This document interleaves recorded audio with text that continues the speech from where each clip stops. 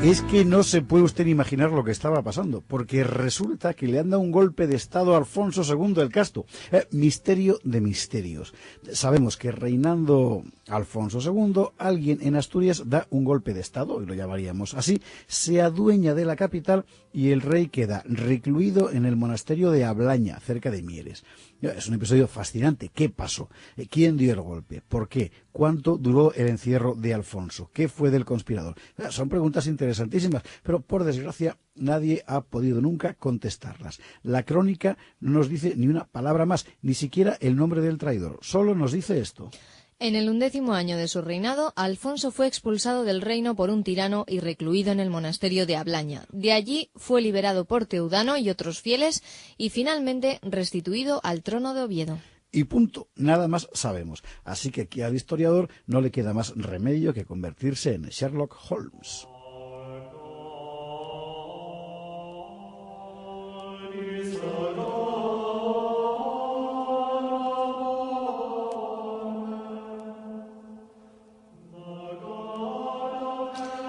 ¿Quién fue el tirano que hizo encerrar a Alfonso? Imposible saberlo, pero hay unas cuantas cosas interesantes. Primero, que el usurpador no se proclamó rey.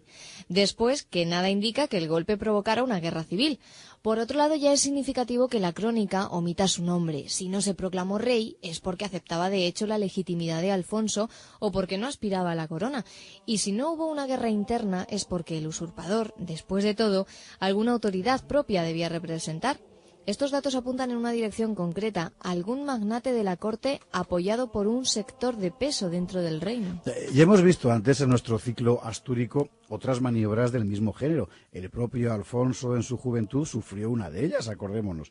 Y si la crónica no cita el nombre del usurpador, quizá fuera por tacto. Hombre, la crónica fue escrita cuando llegaron al trono los descendientes de Bermudo. ¿Sería de nuevo una maniobra de ese sector de la corte, el de Aurelio, Mauregato y el propio Bermudo, contra la familia de Pelayo?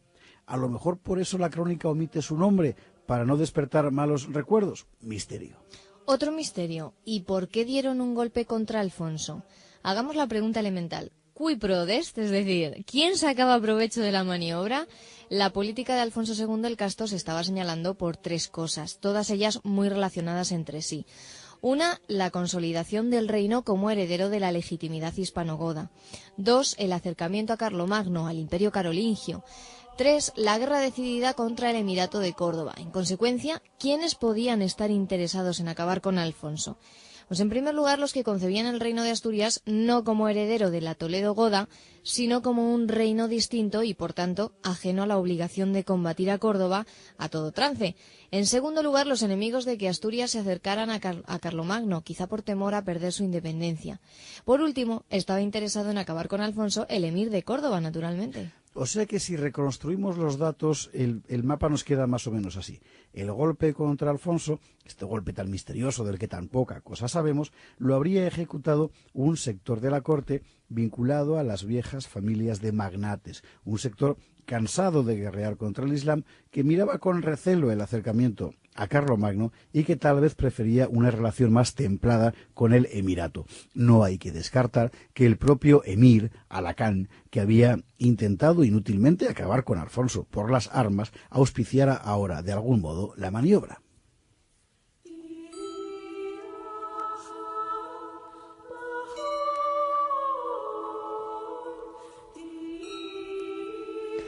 No debió de estar mucho tiempo encerrado Alfonso. Sabemos que en 808 donaba a la Iglesia la maravillosa Cruz de los Ángeles. Sabemos también que en años anteriores a ese habían proseguido los trabajos de construcción y restauración ordenados por el rey en Oviedo, lo cual difícilmente habría ocurrido con Alfonso en reclusión. Sabemos, en fin, que en diciembre de 804 firmó una autorización de trabajos de repoblación en Castilla. Podemos suponer, por tanto, que el rey no estuvo encerrado más de 2 o 3 años. Es conjetura, pero solo así podemos llenar el vacío que deja la historia. Bueno, y hay muchos más vacíos. Para empezar, el de la liberación del rey. ¿Quién lo sacó de allí? Solo sabemos que el libertador se llamaba Teudano. ¿Y quién era este misterioso personaje que encabezaba la operación, el fiel Teudano? Pues Teudano, o Teuda, o Teudis, es un nombre de origen godo. En España hubo un rey godo que fue Teudis. También conocemos ostrogodos con ese nombre. Y debió de ser un nombre usual en la élite española de aquel tiempo, porque el arquitecto de Alfonso en Oviedo, que lo hemos visto aquí, era Teoda. Y todavía en el siglo X vamos a encontrar a un abad teudano en el monasterio de Irache, cerca de Estella. O sea que mucha gente se llamaba parecido. Así que podemos concluir que nuestro valiente Teudano pertenecía a una familia de origen hispanogodo. Sabemos que numerosas familias hispanogodas habían engrosado las huestes de los reyes de Asturias desde la batalla de Covadonga. Nuestro protagonista quizá descendiera de aquellas gentes. Por otro lado, la crónica nos lo describe como un fiel al rey. El significado de la palabra fiel en este momento histórico no quiere decir exactamente partidario, sino que desde la época visigoda designa muy precisamente a quienes se hallaban vinculados a la persona del rey por un juramento singular, defenderle con su propia vida. Teudano sería pues uno de los guerreros del rey, de su guardia personal. Como la crónica solo menciona su nombre y omite el de cualquier otro, hay que suponer que Teudano ejerció un liderazgo decisivo en la operación de rescate. Pero tal liderazgo, seguimos conjeturando, solo podía desempeñarlo alguien que estuviera en condiciones de hacerlo por su estatuto o por su prestigio, de manera que podemos pensar que Teudano gozaba de una elevada posición en la nobleza militar del reino.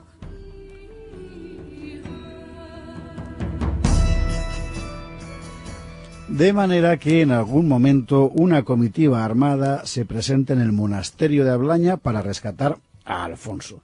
La crónica nos dice que eran fieles al rey, fideles regis. Ya sabemos qué quiere decir eso, los caballeros del monarca. Así pues, fueron los caballeros de Alfonso los que acometieron la tarea que su pacto de honor exigía. La escena podría figurar en cualquier página del ciclo artúrico. Los caballeros corren en socorro de su rey, vencen al enemigo, liberan al monarca de su cautiverio y le devuelven al trono. Hay que suponer que el retorno del rey no se produciría sin resistencias. Los fideles, los caballeros, también las vencieron. Alfonso volvió a ceñir la corona. Una historia de película.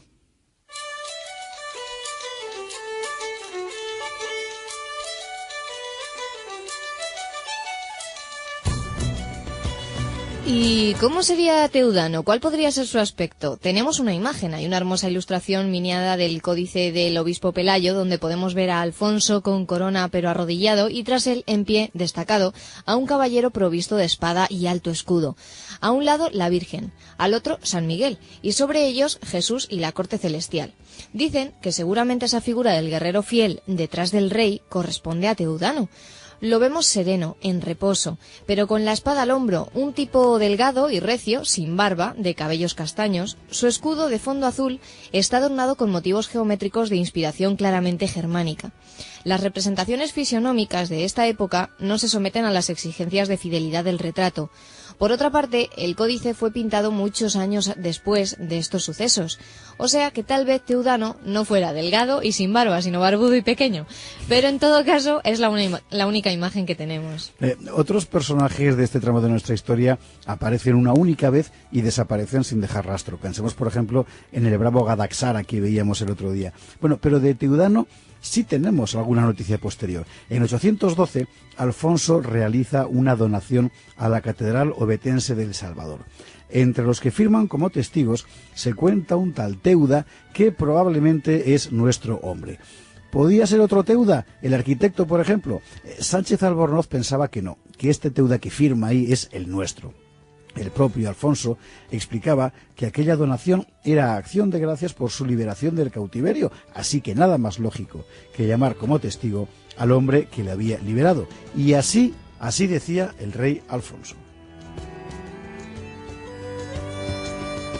Tú, Señor fortísimo, que eres Dios, escondido, invisible, Dios de Israel, Salvador que mandaste a Jacob volver a la tierra de su nacimiento, y que edificándote un altar, ofreciese sobre él sus dones y sacrificios, y a mí, Señor piadoso, librándome de muchas tribulaciones, te plugo volverme al propio patrio hogar.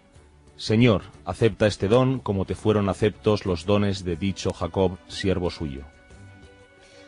Con Teuda firma en la donación otros nombres, muchos de ellos son nombres godos. Es sugestivo imaginar que los fieles reguis, los caballeros del rey, acudieron junto a él para ser testigos de aquel acto con el que el monarca expresaba su gratitud al favor divino. Pero una vez más, esto es solo conjetura. La cuestión es que al usurpador se lo tragó la historia. Del tiempo que ocupó el poder no ha trascendido nada. Alfonso, por el contrario, seguiría reinando muchos años más, hasta convertir Oviedo en una auténtica joya. Y a su lado debe de estar todavía a largo tiempo el valiente Teudano, el hombre que rescató de su cautiverio al rey.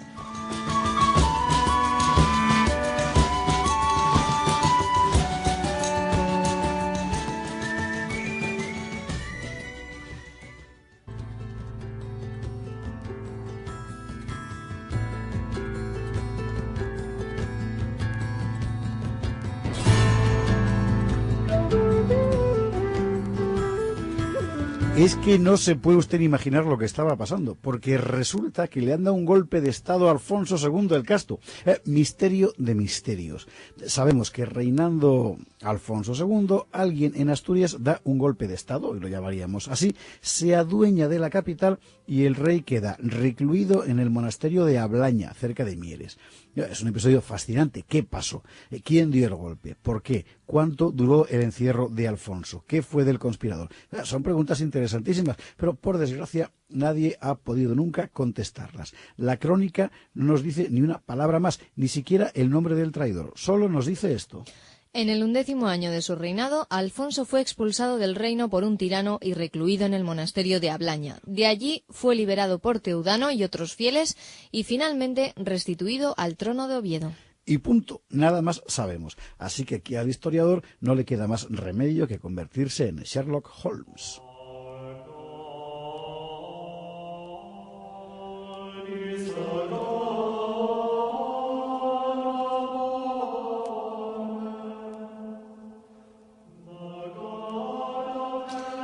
¿Quién fue el tirano que hizo encerrar a Alfonso? Imposible saberlo, pero hay unas cuantas cosas interesantes. Primero, que el usurpador no se proclamó rey. Después, que nada indica que el golpe provocara una guerra civil. Por otro lado, ya es significativo que la crónica omita su nombre. Si no se proclamó rey, es porque aceptaba de hecho la legitimidad de Alfonso o porque no aspiraba a la corona. Y si no hubo una guerra interna, es porque el usurpador, después de todo, alguna autoridad propia debía representar. Estos datos apuntan en una dirección concreta, algún magnate de la corte apoyado por un sector de peso dentro del reino. Ya hemos visto antes en nuestro ciclo astúrico otras maniobras del mismo género. El propio Alfonso en su juventud sufrió una de ellas, acordémonos. Y si la crónica no cita el nombre del usurpador, quizá fuera por tacto. Hombre, la crónica fue escrita cuando llegaron al trono los descendientes de Bermudo. ¿Sería de nuevo una maniobra de ese sector de la corte, el de Aurelio, Mauregato y el propio Bermudo, contra la familia de Pelayo? A lo mejor por eso la crónica omite su nombre, para no despertar malos recuerdos. Misterio. Otro misterio. ¿Y por qué dieron un golpe contra Alfonso? Hagamos la pregunta elemental. ¿Cui prodest? Es decir, ¿quién sacaba provecho de la maniobra? La política de Alfonso II el Casto se estaba señalando por tres cosas, todas ellas muy relacionadas entre sí. Una, la consolidación del reino como heredero de la legitimidad hispanogoda. 2, el acercamiento a Carlomagno, al Imperio Carolingio. 3, como heredero de la legitimidad hispanogoda. 2, el acercamiento a Carlomagno, al Imperio Carolingio. 3, la guerra decidida contra el Emirato de Córdoba. En consecuencia, ¿quiénes podían estar interesados en acabar con Alfonso? Pues en primer lugar los que concebían el reino de Asturias no como heredero de la Toledo Goda, sino como un reino distinto y por tanto ajeno a la obligación de combatir a Córdoba a todo trance. En segundo lugar los enemigos de que Asturias se acercaran a Carlomagno, quizá por temor a perder su independencia. Por último, estaba interesado en acabar con Alfonso el emir de Córdoba, naturalmente. O sea que si reconstruimos los datos, el mapa nos queda más o menos así. El golpe contra Alfonso, este golpe tan misterioso del que tan poca cosa sabemos, lo habría ejecutado un sector de la corte vinculado a las viejas familias de magnates, un sector cansado de guerrear contra el Islam, que miraba con recelo el acercamiento a Carlomagno y que tal vez prefería una relación más templada con el emirato. No hay que descartar que el propio emir, Alacán, que había intentado inútilmente acabar con Alfonso por las armas, auspiciara ahora de algún modo la maniobra.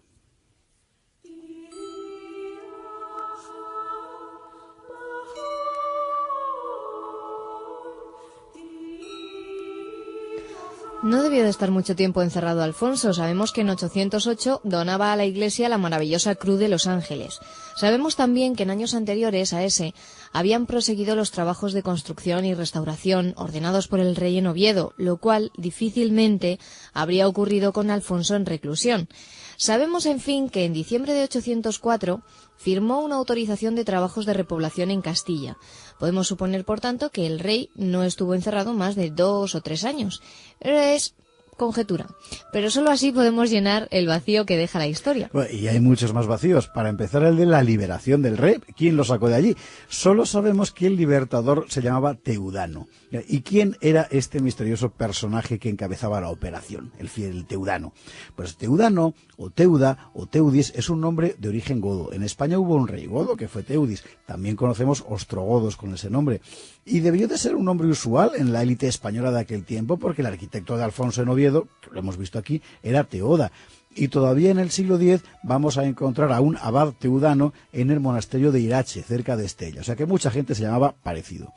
Así que podemos concluir que nuestro valiente Teudano pertenecía a una familia de origen hispanogodo. Sabemos que numerosas familias hispanogodas habían engrosado las huestes de los reyes de Asturias desde la batalla de Covadonga. Nuestro protagonista quizá descendiera de aquellas gentes. Por otro lado, la crónica nos lo describe como un fiel al rey. El significado de la palabra fiel en este momento histórico no quiere decir exactamente partidario, sino que desde la época visigoda designa muy precisamente...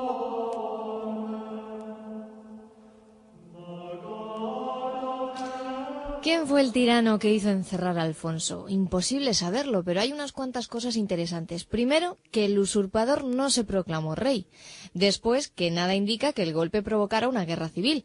Por otro lado, ya es significativo que la crónica omita su nombre. Si no se proclamó rey, es porque aceptaba de hecho la legitimidad de Alfonso o porque no aspiraba a la corona.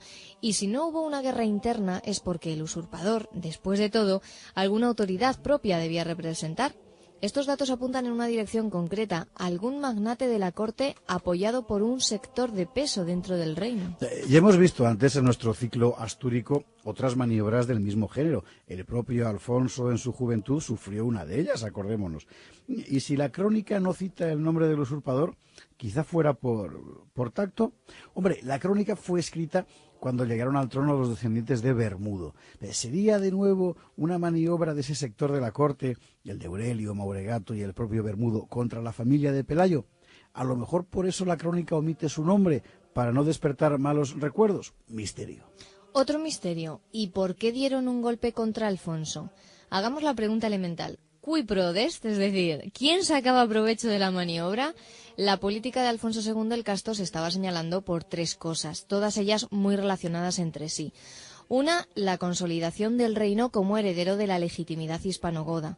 2, el acercamiento a Carlomagno, al imperio carolingio. 3, la guerra decidida contra el Emirato de Córdoba. En consecuencia, ¿quiénes podían estar interesados en acabar con Alfonso? Pues en primer lugar los que concebían el reino de Asturias no como heredero de la Toledo goda, sino como un reino distinto y por tanto ajeno a la obligación de combatir a Córdoba a todo trance. En segundo lugar, los enemigos de que Asturias se acercaran a Carlomagno, quizá por temor a perder su independencia. Por último, estaba interesado en acabar con Alfonso, el emir de Córdoba, naturalmente. O sea que si reconstruimos los datos, el mapa nos queda más o menos así.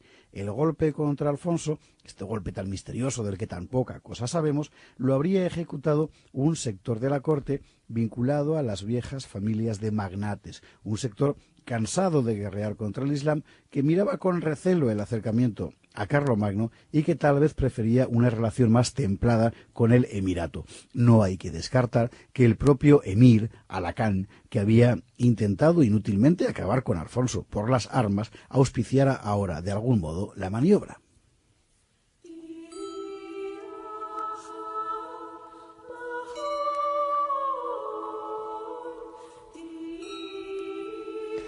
No debió de estar mucho tiempo encerrado Alfonso. Sabemos que en 808 donaba a la Iglesia la maravillosa Cruz de los Ángeles.